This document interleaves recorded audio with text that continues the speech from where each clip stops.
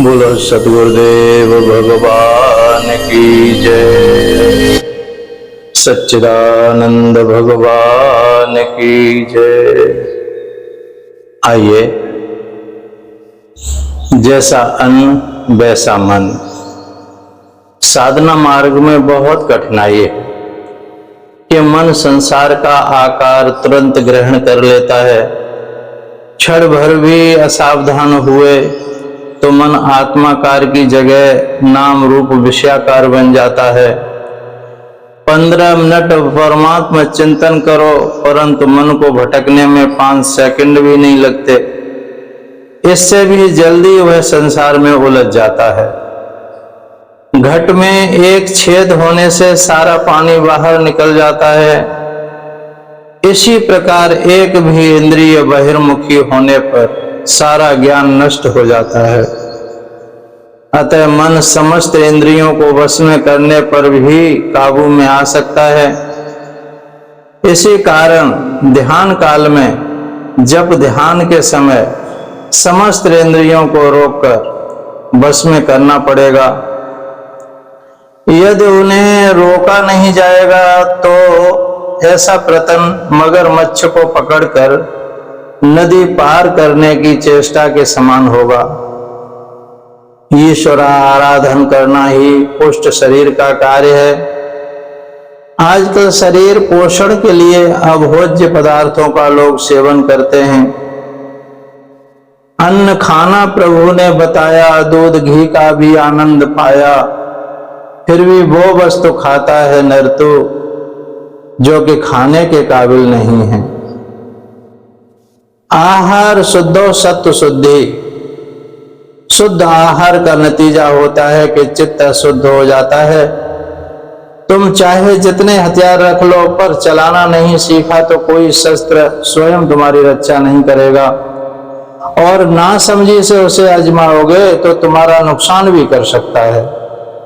ठीक इसी प्रकार यदि शरीर को पुष्ट करते रहे, खूब पिस्ता बादाम ड्राई फ्रूट घोंट घोंट के पिए, सारी क्रियाएं करके शरीर पुष्ट हो गया, पर उससे साधना नहीं की तो यमराज के दूतों के आने पर इंद्रियां सहायता नहीं करेंगी। पहले से अभ्यास तथा साधना की आवश्यकता है। इंद्रियों द्वारा भगवान के गुणानुवाद, कीर्तन, चेतन मूर्तियों की शरीर से सेवा आदि किया होता तो क्यों यातना भोगनी पड़ती। अतः केवल शरीर की पुष्टि से जन्म मरण का चक्र नहीं छूटता। सामान्य मृत्यु एक बार मारती है, किंतु मोह बार बार मारता है। शरीर के साध्य मत समझो मानो।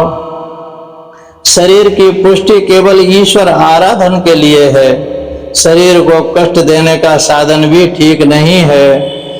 देह की ओर मन की वृत्ति का न जाना अभीष्ट है।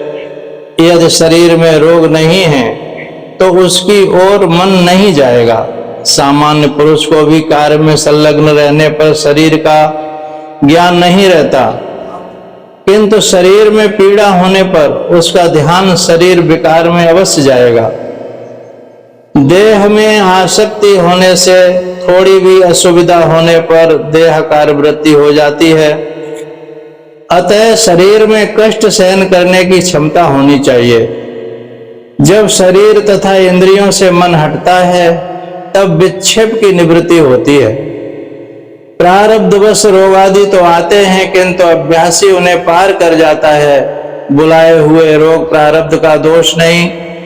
अधिक सुकुमारता की भी आवश्यकता नहीं। साधना निर्विघ्न चले, इसके लिए शरीर को आवश्यक वस्तुएं बस सुविधाएं विवेक पूर्वक देनी चाहिए।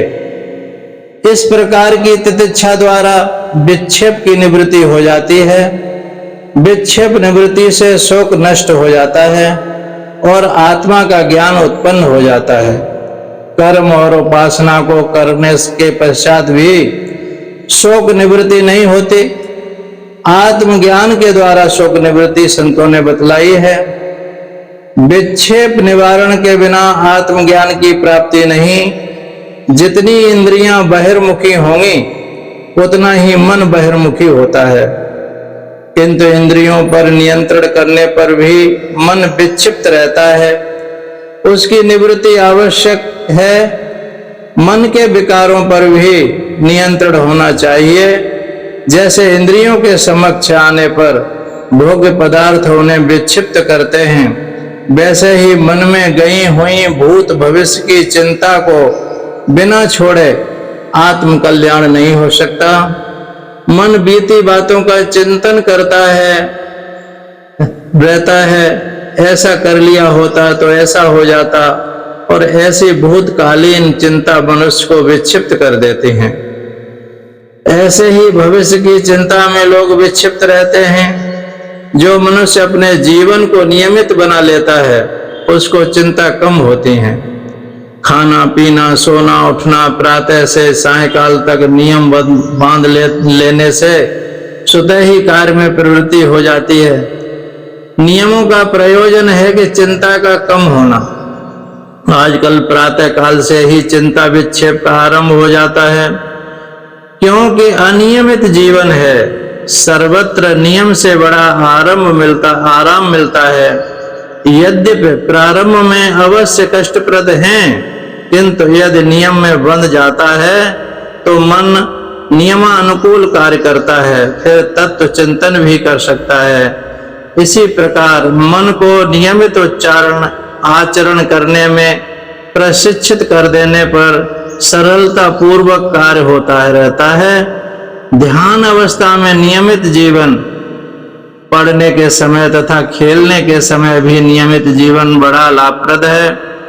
अनियमित जीवन में दूसरे कार्यों की चिंता लगी रहती है, अतः नियमानुकूल कार्य करने से सारे विक्षेपों की निवृत्ति हो जाती है। इसलिए शास्त्रों में बहुत नियम बताए हैं। वर्ण व्यवस्था में व्यवसाय भी नियत थे, पर आज उसमें भी नियम न रहने से इसी के कारण विक्षिप्तता बनी रहती है। जीवन को कठोर नियम में बांध लेने से नियमित जीवन से परमार्थ लाभ आसानी से प्राप्त हो सकता है। धन्यवाद। आपने पढ़ा, समझा, सुना। गुरुदेव की कृपा से आपको ज्ञान प्राप्ति हो। अगर ज्ञान की बातें कुछ समझ में आई हैं तो सब्सक्राइब करें, लाइक करें, और समझ में नहीं आई वह कमेंट में पूछें, आपको बताएंगे। बहुत बहुत धन्यवाद। सोहम सोहम सोहम। बोलिए सच्चिदानंद भगवान की जय। सद्गुरुदेव भगवान की जय। सोहम।